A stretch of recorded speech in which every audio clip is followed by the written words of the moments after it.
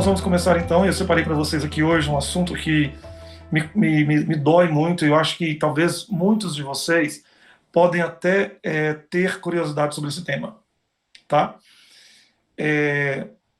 Eu vou citar aqui por cima, porque vocês sabem, Reenergiza, a gente não pode ficar lendo estudo e lendo muito conteúdo bíblico, porque senão a gente não vai ter tempo de explanar.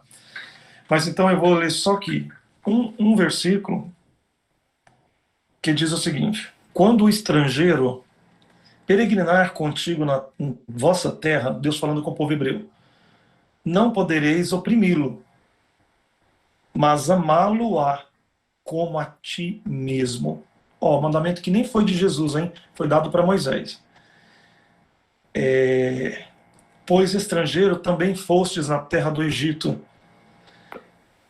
E também, quando cegarde escolher a vossa terra, não colheis os cantos da tua lavoura, nem colherás também as espigas que caírem no chão.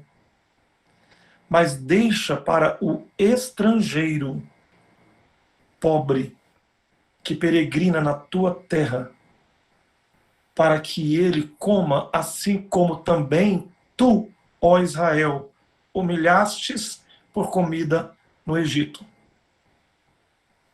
Semelhantemente, não rabiscará a tua vinha, nem colherás os feixes caídos, mas deixarás para o estrangeiro pobre. Por quê? Porque nunca cessará de existir o pobre na terra.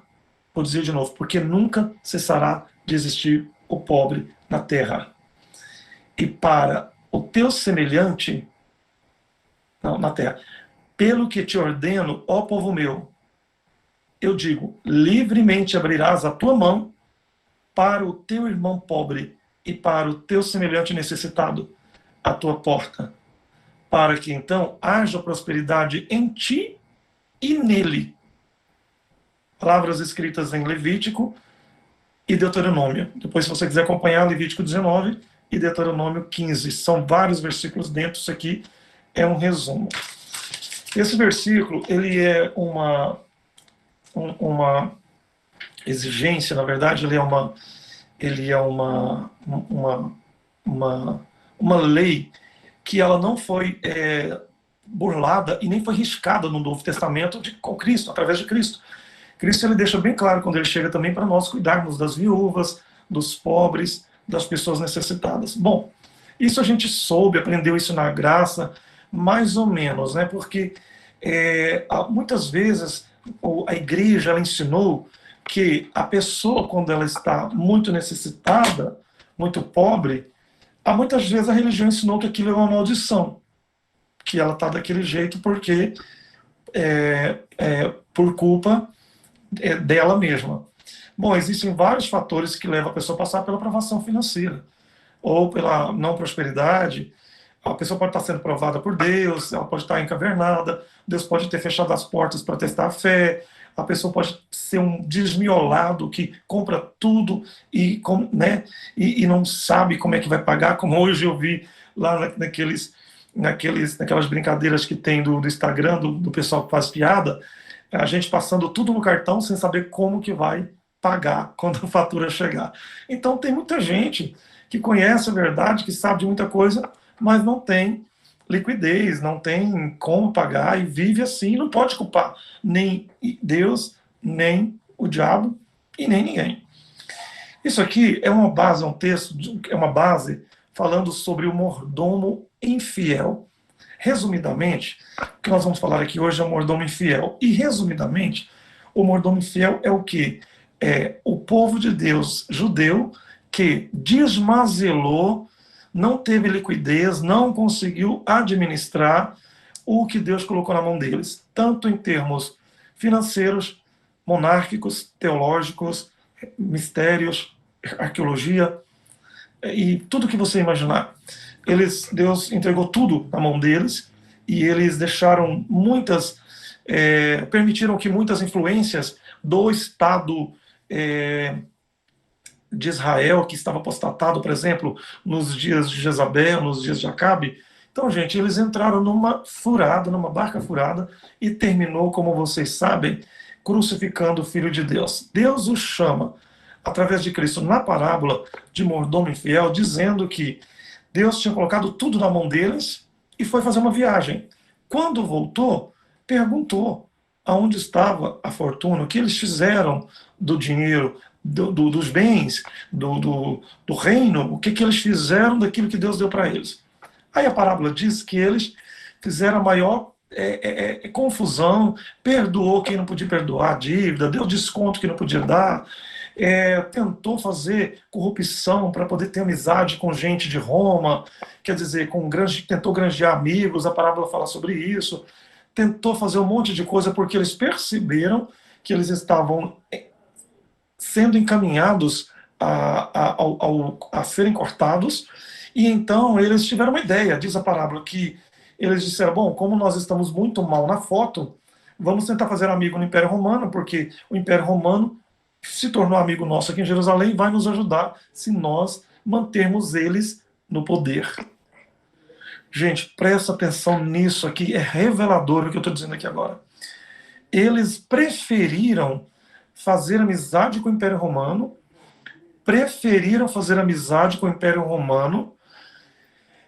acreditando que o poder do Império Romano pudesse protegê-los em Jerusalém, porque eles eram uma colônia agora de Roma, tinha saído do cativeiro, saiu do cativeiro da Babilônia, foi para o cativeiro assírio, e aí por final eles estavam no cativeiro de Roma, livres, com a cidade ali funcionando, todo mundo, e então eles acreditaram que o Império Romano, como era poderoso, dominava o mundo, imaginaram que fazendo isso, tentando matar o próprio Filho de Deus, reprovando Jesus em Jerusalém, que estava dizendo que ia tomar o poder de Roma, que pregava dizendo que estava vindo reconquistar o reino. Então, olha o que aconteceu com esse povo religioso, chamados de mordomos ou mordomo infiel. Eles arrazoaram dizendo, bom, vamos ajudar o Império Romano, porque assim, este aí não vai reinar sobre nós, porque é um impostor, é um pobretão, está nos desautorizando, falando tudo contra o templo, então vamos juntar todo mundo e ajudar o Império Romano, porque aí o Império Romano vai nos ajudar. Moral da história, aconteceu tudo o contrário, porque quando João, Pedro e Paulo não, quando João e Pedro levaram Jesus em Jerusalém e mostrou o templo de Salomão, que ainda estava de pé, Pedro disse para Jesus, Senhor, olha o tamanho da glória de Salomão, nossos pais ficaram aqui o tempo inteiro, creram, né, a vida inteira, e esperam que o reino se estabelecerá aqui, como nós também acreditamos, né, Senhor Jesus? O Senhor está falando que vai morrer, mas a gente imagina que o reino vai ser aqui, né? E Jesus, olhando para eles, diz a palavra que Jesus ficou pensando, o que eu posso falar para esses caras agora? Porque eles não estão acreditando que eu vou morrer. Toda vez que Jesus pronunciava a sua morte, previa a sua morte, Pedro, principalmente, era o primeiro que pulava e dizia, não, eu morro em seu lugar, mas tu não morrerá. Como assim? Como é que você vai morrer? Você está ressuscitando gente. Só que eles não tinham condição de entender aquilo naquele momento. Nem Deus queria que eles entendessem. Você quer saber? Nem Deus queria que os próprios discípulos entendessem profundamente. Porque era necessário aquele momento, acontecer aquilo. Minha gente, o Energias, ele vem para poder tirar dúvidas como essa, ou apontar alguns gatilhos para você. Por exemplo, era um momento em que Deus estava tirando o povo dele de Israel, através dos discípulos, os primeiros, e ia levar esse povo para Roma. Como que ele fazia isso? Fez o Império Romano, junto com os sacerdotes, levantar uma grande perseguição contra o povo judeu, que cria em Jesus, quer dizer, os cristãos, de forma que eles não tiveram nenhuma outra alternativa a não ser vazar para Roma. Quando que eles fizeram isso? 3 anos e meio depois que Jesus foi para o céu, morreu, Estevão apedrejado fora da cidade, porque não quis negar o nome de Jesus e estava sendo proibido já falar o nome de Jesus, porque estourou a notícia nas televisões, né, nos rádios de Jerusalém. Eu gosto de modernizar, tá, gente? Trazer para agora para vocês ficarem mais ambientados. Aí passou na televisão, na internet, lá no zap de todo mundo, que aquele Jesus que eles matou na cruz ressuscitou. E aí ele ficou muito maior, porque caiu uma culpa no meio dos religiosos, dos pastores e do templo, dizendo, gente, mas então mais de 100 pessoas o viram, está escrito. E aí eles não tiveram como negar aquilo. E aí então começou uma nova perseguição, e aí culminando isso na morte de Estevão, morto fora dos muros de Jerusalém, aonde eles tentaram dizer para ele negar.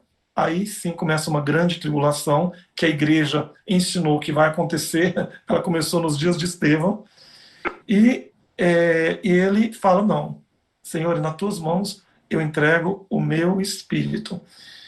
No meu livro Manual de Príncipe tem uma frase que eu escrevi há muitos anos atrás, que eu tirei do Twitter, que eu escrevi, que fala que falava, né, que fala, está escrito ainda, que muitos cantores gospel, ou até pastores, artistas, né, eles prezam muito pelo reconhecimento, por vender milhões de cópias, por estarem em programas de televisão. Isso para eles é muito importante. Para eles isso é uma prova de glória de Deus na vida deles. Gente, troféu de homem e mulher de Deus é tribulação, ser perseguido porque fala a verdade. O troféu de Estevão foi morrer lá fora de Jerusalém porque não aceitou ser vendido como a grande maioria esmagadora de Jerusalém, crente em Deus, aceitou. Volto a dizer, de novo, 45 milhões de pessoas existiam em Jerusalém nos dias que Jesus chegou.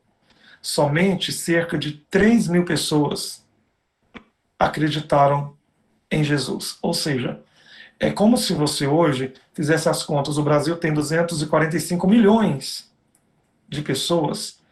E vamos imaginar que somente hoje, para você ter uma ideia mais ou menos, 2 milhões ou, não, 20 milhões de pessoas pudessem crer no reino. Então essas estatísticas elas sempre foram muito assustadoras, porque a religião ela realmente ela é o ópio do século, ela faz com que as pessoas elas se cegam para tudo isso, para as coisas novas. Bom, mas vamos caminhando aqui. Então, resumidamente, o mordomo infiel, o que fez? Fez com que Deus criasse uma grande aversão pelo povo judeu. O que eu vou falar aqui é polêmico, mas como todo mundo sabe, o tema de hoje não pode sair dessa linha, nós precisamos tirar algumas dúvidas em relação a algumas coisas. Eu, particularmente, acredito que, para vocês entenderem, e também até para servir de respaldo para quem ao futuramente ver esse vídeo, não achar que eu estou sendo aqui antissemita, pelo que eu vou falar aqui agora. Porque sobre antissemitismo, eu conheço muito sobre isso, muito mais quando as nossas prerrogativas aqui são baseadas em fatores teológicos, religiosos, proféticos, espirituais. Isso muda totalmente a ideia do que nós iremos falar aqui. Até porque Deus ele não tratou com Israel como sendo um povo civil. Era uma coisa espiritual.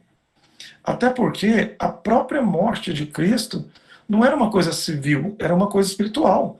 Deus estava permitindo que ele morresse para salvar a humanidade.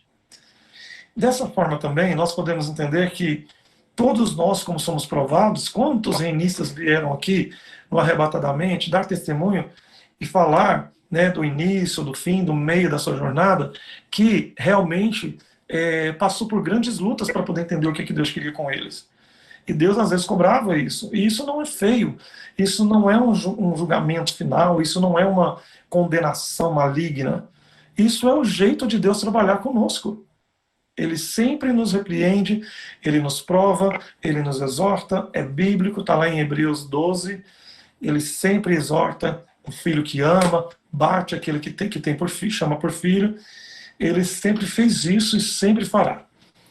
Bom, o que nós entendemos? Que quando Pedro olhou para Jesus e disse, tá vendo esse templo aqui, como ele é grande, né? Nabucodonosor tentou destruir ele lá na época do cativeiro.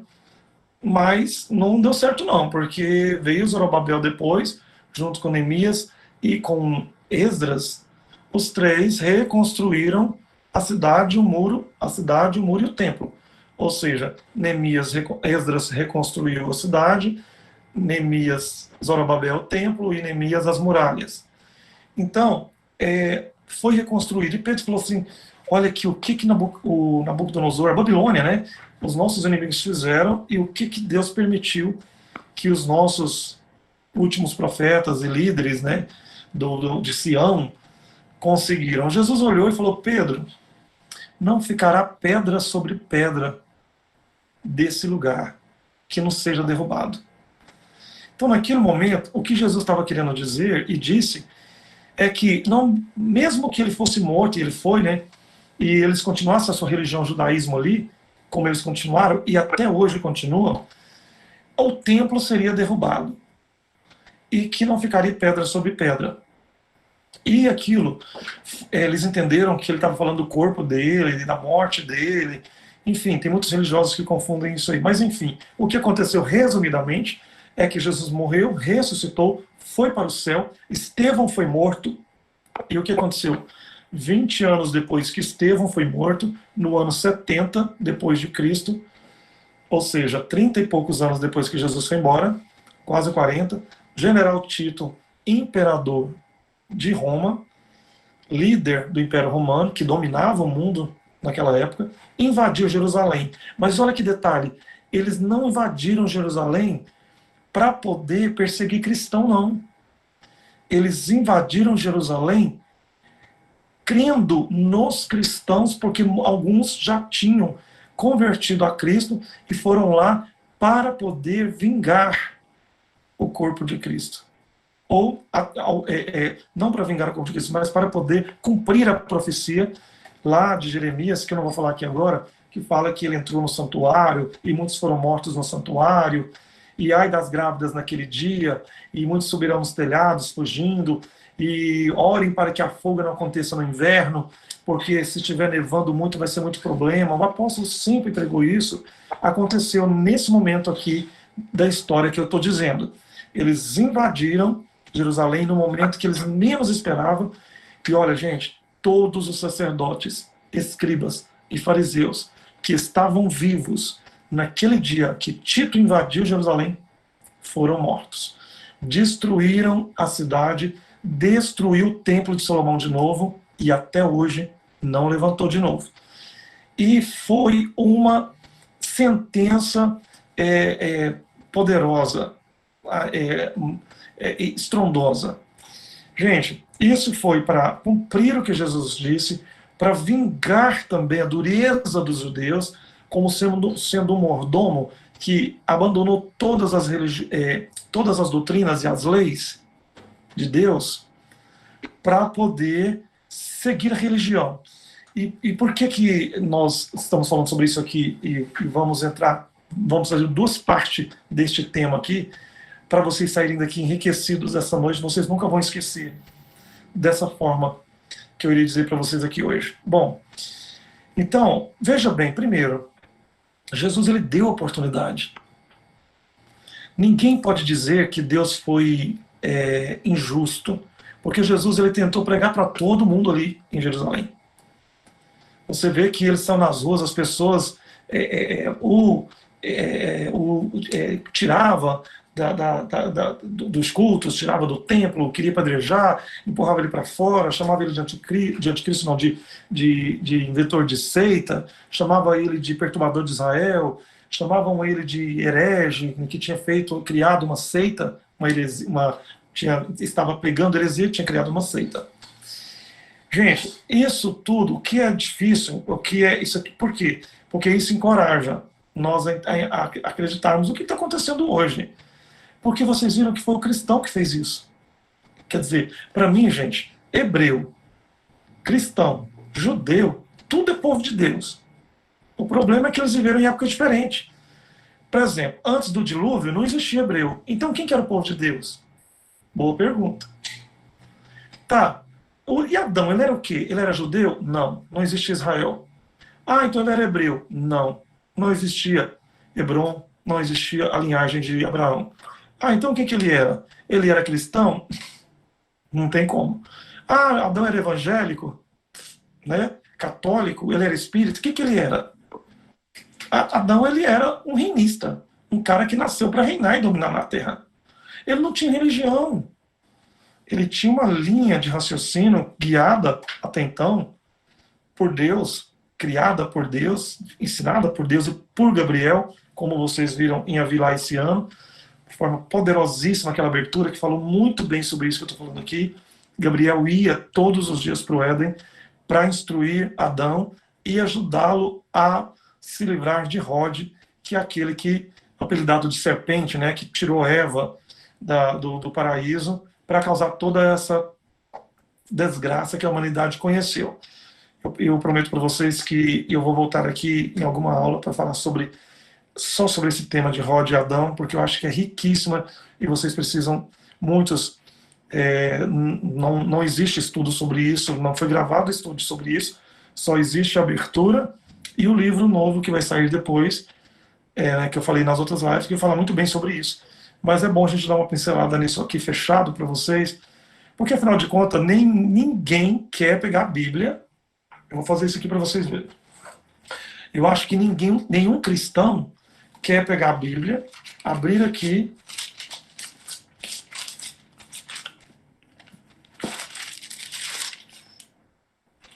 eu acho que ninguém de vocês querem fazer isso aqui, ó, que eu vou fazer agora.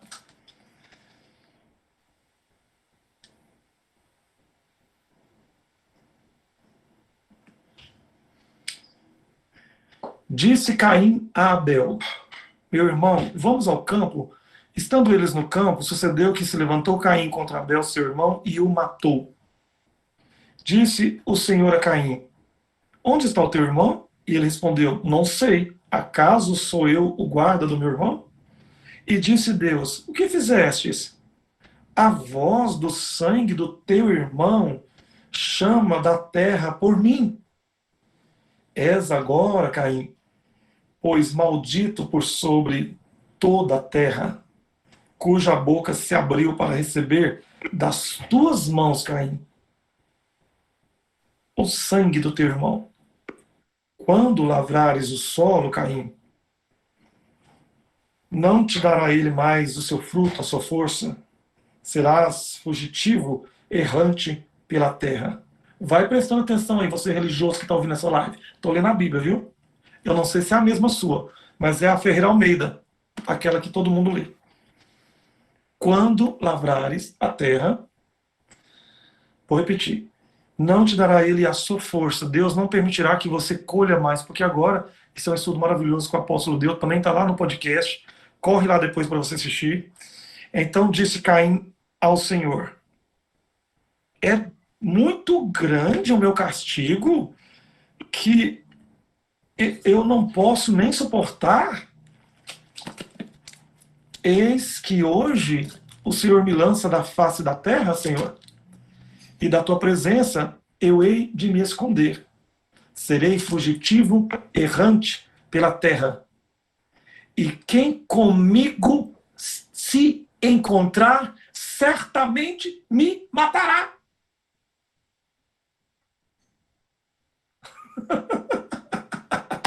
Epa, tinha mais gente lá! Não era só Adão e Eva, Caim e Abel, tinha muita gente, galera. Pega a visão aí, ó. Pega, porque no reino, meu irmão, tem café no bule. Versículo 15. O Senhor, porém, disse assim: qualquer que matar Caim será vingado 7 vezes mais. E pôs o Senhor um sinal em Caim, que não ferisse de morte quem quer que o encontrasse nas terras fora do Éden. Retirou-se Caim da presença do Senhor e habitou-se nas terras de Nod, ao oriente do Éden. E então ele se desposou com a sua mulher e concebeu e deu à luz a Enoque. Bom, por que eu li isso aqui? Porque, primeira coisa que nós temos que aprender aqui, e eu acho que nós precisamos aprender para sempre, porque a palavra de Deus ela não pode deixar dúvida, e ela também não pode esconder a verdade. Você não pode ler a palavra escondendo alguma coisa. É isso que eu quero dizer. Você precisa lê-la com muita autoridade, muito desprendimento das religiões, porque isso vai fazer muita diferença na sua vida. Mas tudo isso para dizer que, então, mesmo nos dias de Adão, quando Gabriel tentava instruí-lo, já existiam os homens que foi criado junto com ele, criando religião lá fora, que não era nem judaísmo, nem nada do que você conhece. As religiões místicas e pagãs. Por que eu estou dizendo tudo isso, gente? Porque Deus e o homem que serviu a Deus, Deus nunca olhou para o homem como sendo israelita, ou como sendo hebreu, ou como sendo gentil, ou como sendo grego, romano, levita, evita, que é da linhagem de Eva, ou setenista, que é da geração de Sete, da época antes do dilúvio. Deus ele nunca olhou dessa forma. Nós é que chamamos essas pessoas dessa forma para a gente conseguir localizar que época que elas estavam. Mas tudo sempre foi o povo de Deus. Errado ou acertando, errando ou acertando, eles eram o povo que Deus queria ajudar. Enquanto tinha o outro lado que não queria saber de nada. Bom, e aí, voltando para o foco do mordomo infiel, eu queria que vocês pensassem exatamente o seguinte, porque eu vou passar para o segundo momento deste mesmo tema para me falar sobre algo que foi a grande sentença do mordomo infiel. Que eu acredito que isso ajuda muito nós entendermos por que Deus está dando o reino para um outro povo. Por que o reino é no Brasil? Por que Deus escolheu a América, então, para fazer a Nova Jerusalém? Por que a Nova Jerusalém não poderia ser Israel restaurado, aquele lá dos palestinos? Bom, primeiro porque a nova Sião tinha que ter muitos rios, muitas terras, não podia nunca ter guerra. É uma terra onde repousa a espada na bainha, onde nunca se retirou da bainha a espada. Terra de rios largos e caudalosos. Gente, Israel só tem um rio, o Rio Jordão. E ele é desse tamanhozinho. Para você beber água em Israel, você tem que pegar do Mar Morto, que é água tratada. Ou os poços, que eles furam muito lá também. E é uma água horrorosa, para quem nunca foi. Um dia, a hora que passar a pandemia, se você quiser, corre, viu? Porque aonde habitou os chacais e os lobos, o Senhor plantará juncos, plantas e muita fartura, que é a Nova Sião. Mas também está escrito em Jeremias que aonde adornou a coroa e foi posta o diadema de Israel, será somente enxofre, deserto e ossos. Então, quando você está em Israel, você percebe isso. Não tem como nem nós, digamos, centro-oeste, ir para lá um dia. Primeiro que nós estaríamos indo para uma terra que até hoje não crê em Cristo. Pode riscar, não dá certo. Estaríamos indo para uma terra onde eles não creem no Espírito Santo, no batismo com o Espírito Santo. Não quero ir, pode riscar. Estaremos indo para um país que é do tamanho do Sergipe. Não dá para caber todo mundo, pode riscar, não quero ir. Depois estaremos indo para um lugar onde está cheio de árabe, você não pode pisar nem na esquina da faixa de Gaza, porque é uma bomba. Ninguém quer ir para lá, ninguém quer isso. Então, quando nós falamos sobre mordomo infiel, nós estamos abrindo um leque de explanações e discussões aqui muito importantes e muito maravilhosas para nós termos mais condição de falarmos com as pessoas que estamos ganhando. Resumidamente, Deus ele disse, bom, eu dei tudo para vocês. A parábola dos lavradores maus, a da vinha e o mordomo infiel. Que ele pôs tudo, e aí ele perguntou para quem estava ouvindo, o que vocês fariam com essas pessoas se fossem vocês os donos dessas propriedades, dessas terras? Aí eles gritaram lá em Jerusalém, no templo, né? Eles gritaram e disseram assim, ora, daria a eles repentina morte, matariam todos e roubariam deles, tiraria deles a administração, tiraria deles a mordomia e daria para outros servos. Aí Jesus virou e falou assim: portanto, assim diz o Senhor, que o reino de Deus vos será tirado e será dado a uma outra nação que vós não conhecem e que dê muitos frutos. Naquele momento, Jesus estava dando a sentença de que tinha acabado a promessa para Israel Estado e estava dando para uma futura Israel, uma futura Jerusalém, uma futura nação formada de gentios, como todos nós somos, que veio chegar nessa época aqui nas Américas, no Novo Mundo, claro, no lugar de onde saiu tudo que um dia eles conheceram. A gente fez um resumo do que nós falamos ontem, no último Energias, falando sobre entidades, espíritos e ressurreição, e morte, e osso. A Jussara pertinentemente falando sobre a questão da cremação dos dois artistas que morreram essa semana. É muito visto no meio dos artistas, né, a gente vê no meio dessas religiões aí, dos artistas, esse ato, né, essa cerimônia de cremação, espalhar a cinza no mar, outra hora jogar na floresta, enfim. Bom, nós sabemos que, biblicamente, que o Deus ele nunca aceitou, ou ensinou, ou permitiu, ou tolerou a prática de cremação do corpo. Porque, biblicamente, contrário disso, ele sempre pede para que sepulte no sepulcro, e também pede para guardar os ossos, ou muitas vezes até pediu para que fosse levado múmias, como foi o caso do corpo de José, que foi mumificado e foi levado para Canaã, e outros assuntos que não falaremos aqui agora, sobre mumificações, que também tem base bíblica, teve prática bíblica sobre isso. Mas um outro detalhe curioso, minha gente, em relação a isso também, é que, por exemplo, tem pessoas que morrem queimadas.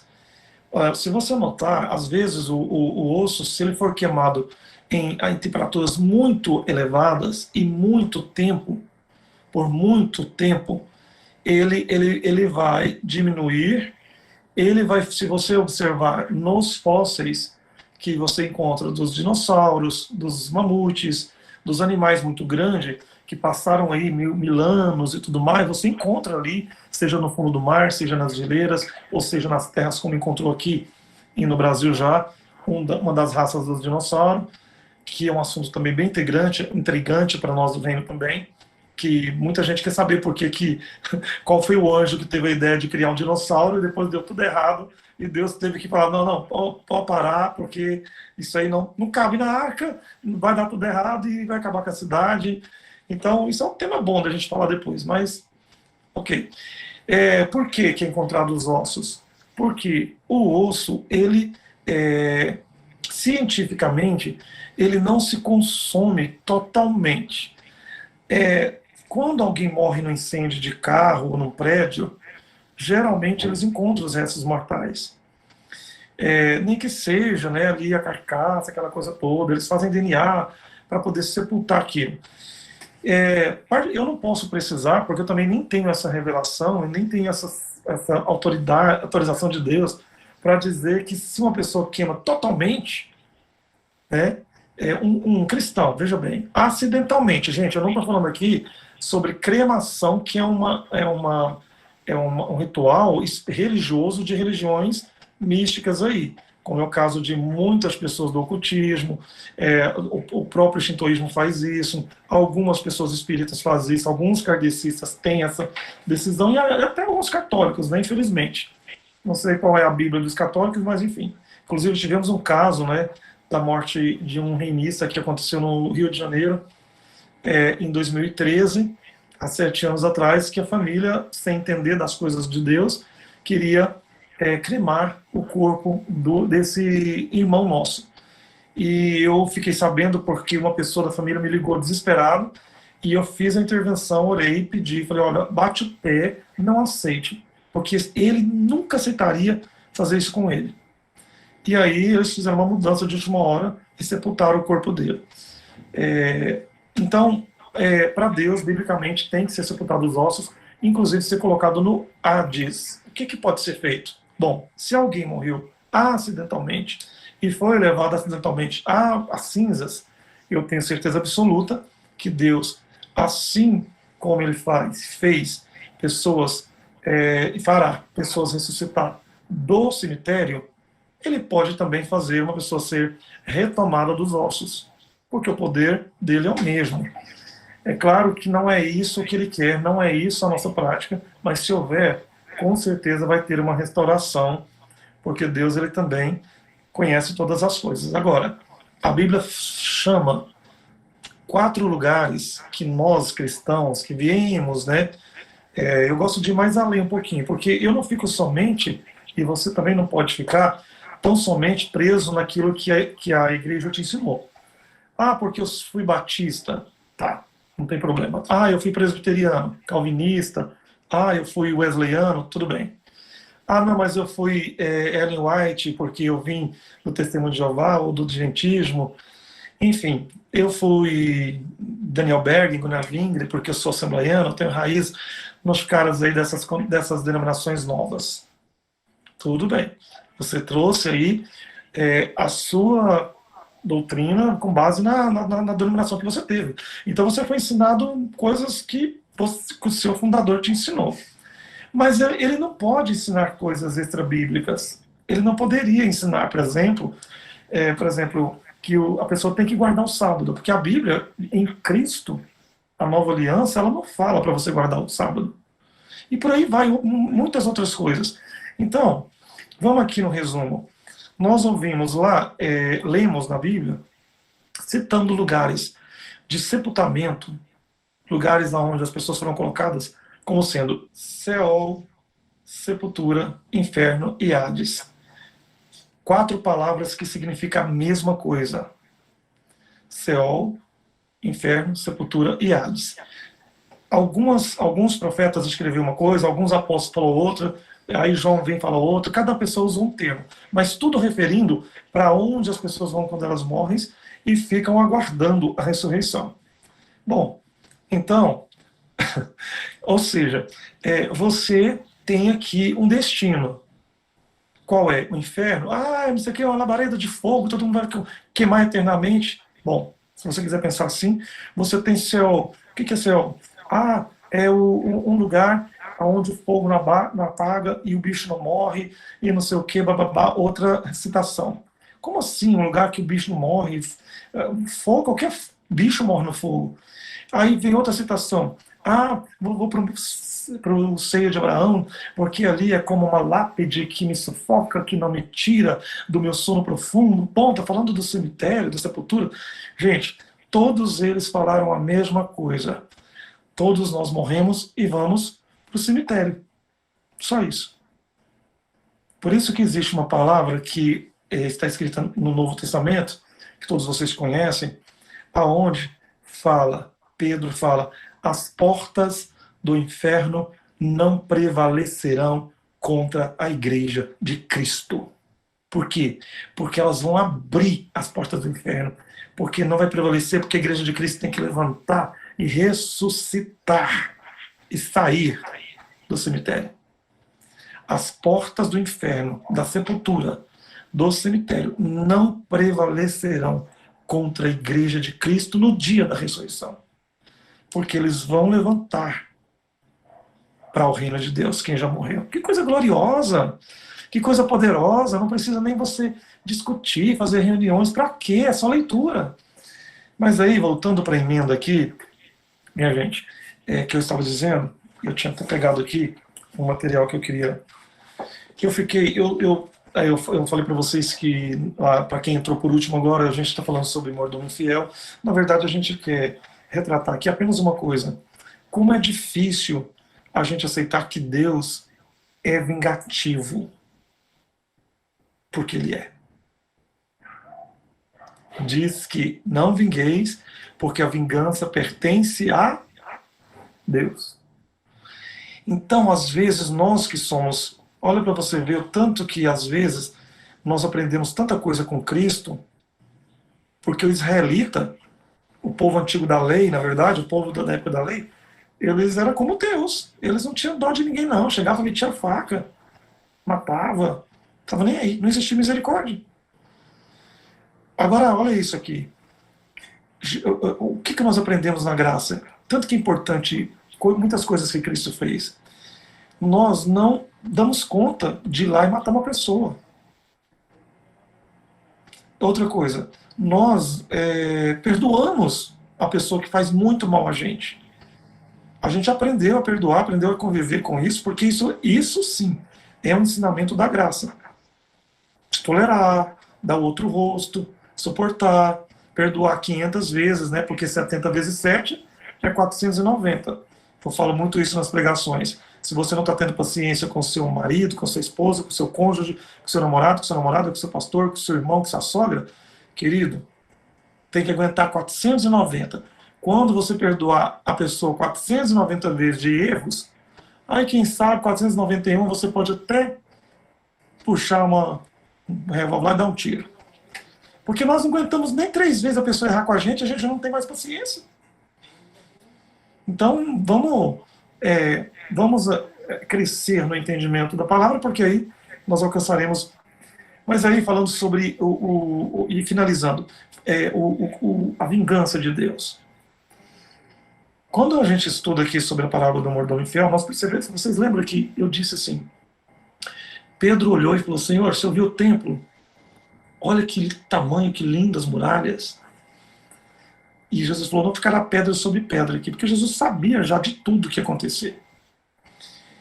E eles não entenderam o que ele estava querendo dizer. Aí eu falei para vocês, para quem entrou por último, no ano 70, 30 e tantos anos depois de Cristo, o general Tito invadiu Jerusalém e acabou com tudo. Bom, Deus vingou ali daquela geração maldita que fechou o coração e os ouvidos para o próprio filho dele. Porque lá na parábola, assim, o Anderson falou aqui, quando ele abriu o microfone e deu o testemunho dele, dizendo que ele estava lendo lá em Lucas, onde a gente também, para quem acompanha os nossos estudos fixos mesmo das plataformas, tanto das parábolas da parábola da vinha dos lavradores mal, como do mordomo infiel e como também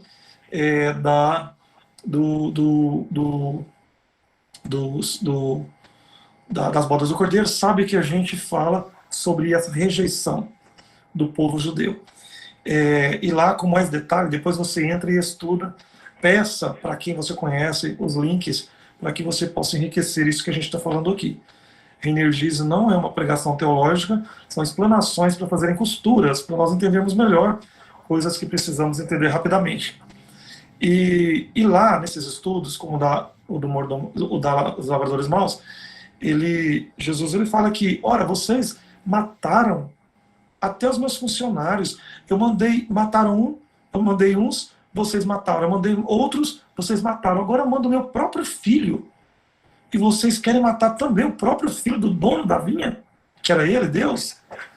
Então, assim, a vingança de Deus para os judeus. Eu quero... Por isso que eu disse aqui no início, porque às vezes algumas pregações, a própria palavra de Deus, às vezes, se for para ser levada no contexto de federação, um conteúdo antissemita. Ah, mas é só o Novo Testamento. Não, o Novo Testamento nem persegue os judeus tanto quanto o Velho. Profetas dizendo, falando. Então, existe isso aqui, o nome disso aqui que eu estou falando, tem um nome que é chamado, eu não sei se vou lembrar agora, existe um nome que se dá a essa aglutinação, equalização das questões de jurídicas e de inquéritos e de abrir processos e tudo dentro da área da jurisdição, aí, que classifica, separa aquilo que é federação, que é com base na legislação das federações de cada país, que estão nos códigos penais, civil e tudo mais, e também nas constituições de cada país, separa isso das coisas religiosas. E isso é uma coisa muito séria, porque vocês veem que é uma coisa que não dá nem para discutir. Né? Vira guerra aí, como o mundo muçulmano, ele não aceita prerrogativas da ONU, por exemplo, de direitos humanos e tudo mais. Então é uma coisa complicada. Isso aí é o reino que vai ter que igualar isso aí, fazer que isso chegue no lugar que chegue. Mas eu quero mostrar para vocês isso aqui, ó. Holocausto. Tá? Isso aqui, gente, é o resultado de 2.000 anos, quase 3.000 anos, 3.000 anos de rebelião de um povo contra princípios espirituais. Porque o judeu, ele nunca deixou de ser judeu, ele está lá ainda na terra dele, ele ainda continua seguindo as suas doutrinas e as suas constituições do judaísmo, eles estão há mais de 2, 3.000 anos ali, fazendo o que sempre fizeram. Mas nós estamos falando aqui somente em caráter espiritual, tá? Usando profecias de Jeremias, judeu, Isaías, judeu, todos os apóstolos judeus, Amós, Zacarias, Abacuque, todos os que você quiser, Daniel, Ezequiel, tudo. Por quê? Porque eles mesmos anunciaram ruínas para o povo de Deus, corrompido, que não se arrependesse. Eu tenho alguns materiais, né, que eu sempre tive, e hoje eu estava vendo algumas coisas, procurando para um outro negócio que eu vou fazer, e encontrei essa revista, que é uma edição especial, que foi feita, vou até dizer aqui, ou seja, foi feita pela Scala, editora Scala, que está aqui, editora Scala.